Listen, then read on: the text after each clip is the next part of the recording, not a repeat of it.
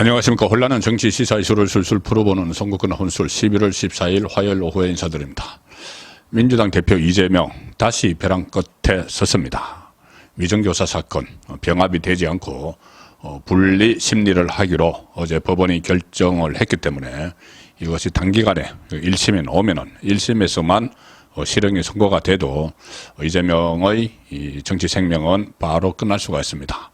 2심, 3심까지 가지 않더라도 1심에 나온 상태에서 총선을 맞이하게 되는데 1심에서 그 유죄가 나오고 특히 금고 이상형이 나올 것이 지금 거의 분명하기 때문에 이 경우에 2심, 3심도 같은 정도의 형량이 충분히 예상이 됩니다. 그러면은 이재명은 이 국회의원직도 박탈당하고 다음 총선으로 당선이 되더라도 2심, 3심을 거치면서 박탈당하고 또 이 다음 대통령 선거에 나가지 못하게 되는 피선거권이 없어지니까 그런 상황이 되는 이재명을 과연 당 대표로 인정을 해서 이재명 체제로 총선을 치를 것인가 깊은 회의감이 생기겠죠. 그래서 민주당에서부터 그 손절을 해야 된다.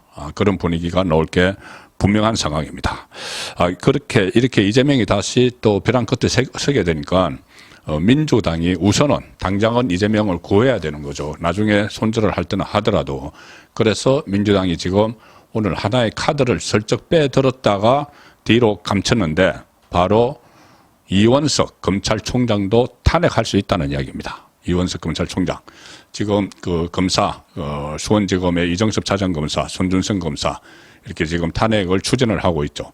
자, 그런데 이정섭 차장검사는 수사를 실무적으로 지휘하는 지휘부이고 총괄 지휘는 이원석 검찰총장이 하는데 이원석 검찰총장을 탄핵하겠다고 지금 나서고 있습니다.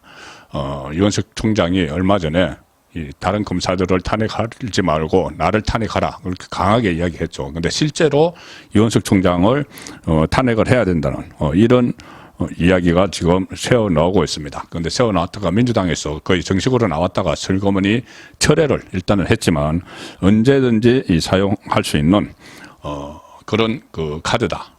이것을 내비친 겁니다. 서종욱 변호사가 법대로에 출연을 해서 지금 민주당이 아무리 그래도 이원석은 탄핵할 수가 없을 것이다. 이유가 있었죠. 뭐냐면은 이 탄핵이라는 것이 직무상 어떤 헌법이나 이 법률을 위배한 게 조금이라도 흔적이라도 보여야 되는데 이원석은 그런 게 전혀 없기 때문에 이 탄핵을 할 수 없을 것이다. 다 추진할 수도 없을 것이다. 그랬는데 민주당은 다 이유는 찾아내죠. 핑계는 찾아내는 겁니다. 지금 찾아낸 핑계가 김건희 여사에 대한 수사를 검찰에서 소홀히 하고 있다. 그래서 수사 사령탑인 이원석 검찰총장을 탄핵해야 된다. 자, 이런 건데 일단 철회를 했는데 이게 결국은 이 검찰과 민주당이 전면전을 벌이는 그리고 검찰에서 이재명에 대한 재영장 청구 이것을 속도를 빨리 하는 그런 상황이 올 수도 있습니다. 일단 위정교사 사건, 이재명의 위정교사 사건이 병합이 되지 않고 단독 심리로 열리게 된 단독뿐 아니고 합의부인데 별도 심리로 열리게 된 이것은 상당히 정치적으로도 엄청난 의미가 있습니다. 이재명에 대한 손절론이 민주당 안에서 바로 나올 수가 있고 이게 선거가 한 2, 3개월 안에도 나올 수가 있습니다. 그리고 이 대법원까지 가서 확정이 되면은 대선 전에 확정이 되겠죠. 그러면은 이재명은 대권주자 대열에서 탈락을 하는 그런 것들도 있는데 그건 정치적인 거죠. 그리고 또 하나 어제 그 결론이 의미가 있는 것이 법원 김명수 전 대법원장이 만들어 놓은 이 법원의 틀 안에서 계속 이재명에 대해서는 유리한 그 법원의 판결만 계속 있었습니다.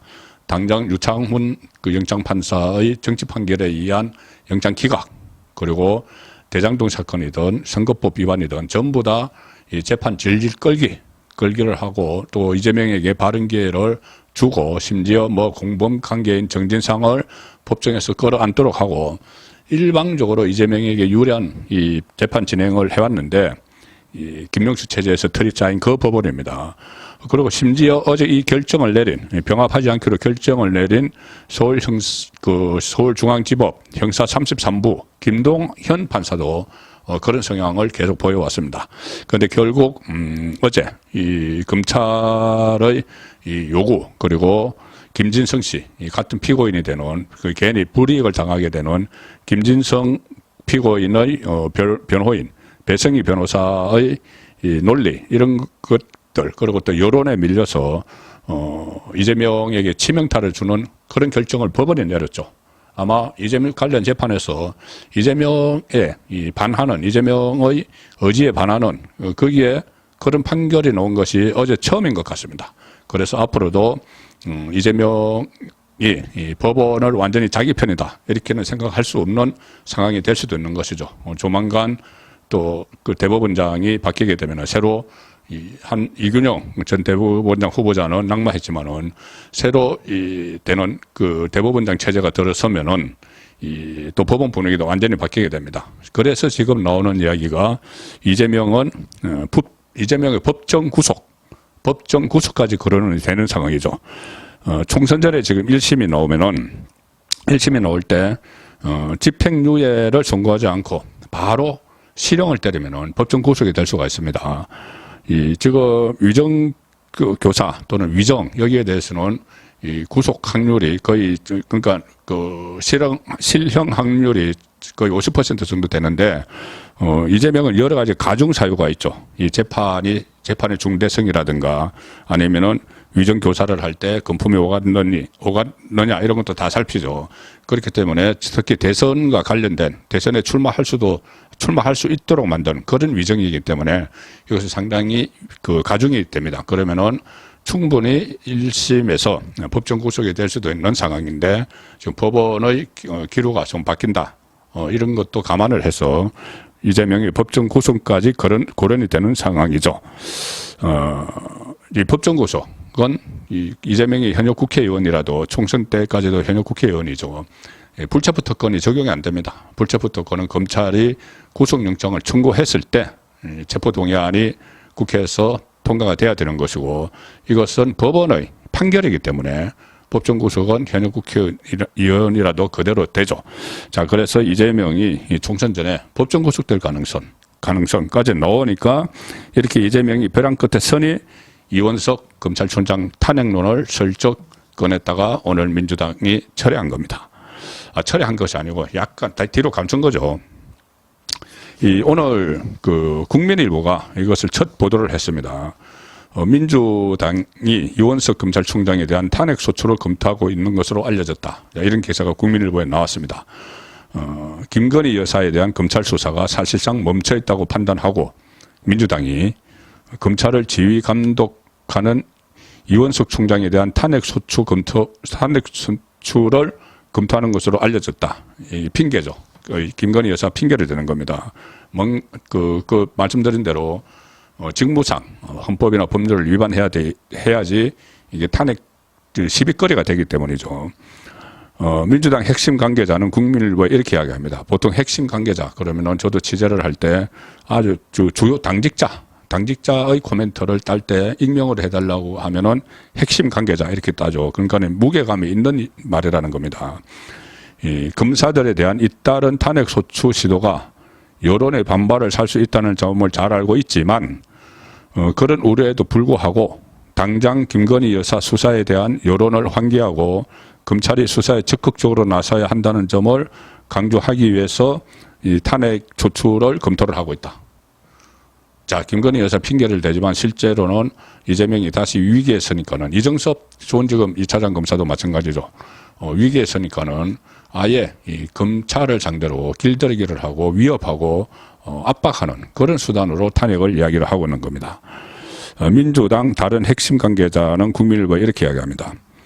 김건희 여사의 주가 조작 의혹, 양평 땅 투기 의혹 이런 관련 수사가 진척을 보지 못하고 있어서 담당 검사와 지휘 라인의 직무유기를 이대로 두고 봐서는 안 된다는 당내 여론이 있다.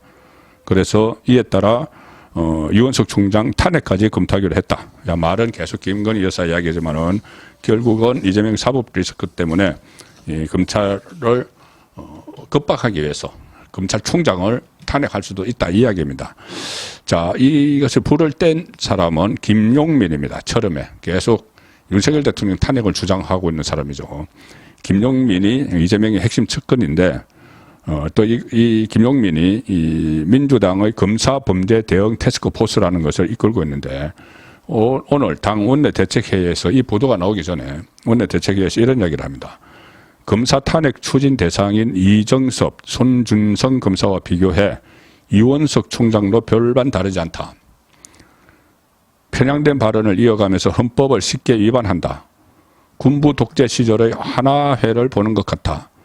탄핵 검사의 대상과 범위를 확대하겠다. 자, 검찰총장도 탄핵을 추진할 가능성이 있다. 이것을 그대로 이야기를 한 겁니다. 그리고 그 직후에 이 최혜영 민주당 원내대변인이 원내대책회의를 한 뒤에 기자들과 만나서 아니 탄핵 이야기가 나오는데 검찰총장 탄핵 이야기가 나오는데 어떻게 된 거냐 하니까는 인정을 합니다. 최혜영이. 그런 논의는 될 것 같아. 탄핵 추진은 검찰총장 탄핵 추진 논의는 될 것 같아. 그런데 이후에 이게 막 보도가 되니까는 갑자기 말을 주워 담습니다. 김용민 의원 쪽 그리고 원내 지도부는 그거 사실이 아니다. 이 최혜영 원내 대변인이 뭘 잘못 알고 이야기한 것 같아. 이 말을 주워 담죠. 이 전형적인 치고 빠지기입니다. 치고 빠지기. 얼음장을 한번 놓고 일단은 빠지죠. 그리고 여론을 살피는 그 단계에 들어갔는데, 자, 한동훈 법무부 장관도 뭐 탄핵하겠다고 했다가 역풍이 우려되니까 설거머니 접었죠. 자, 한동훈 장관이 법무부 장관이 검찰총장 탄핵에 대해서 한마디 합니다.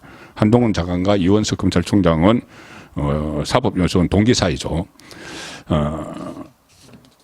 오늘 이렇게 이야기합니다. 오늘 또 정부 가천청사, 법무부 가천청사에서 외출을 위해서 나가면서 기자들과 만났는데 이런 이야기를 합니다. 민주당은 판사 탄핵했고 행안부 장관 탄핵했고 방통위원장 탄핵한다고 했고 검사 3명이나 탄핵한다고 했고 저에 대해 탄핵한다고 했다가 발 뺐고 오늘은 검찰총장 탄핵한다고 했다가 분위기 안 좋으니까 말을 바꿨다.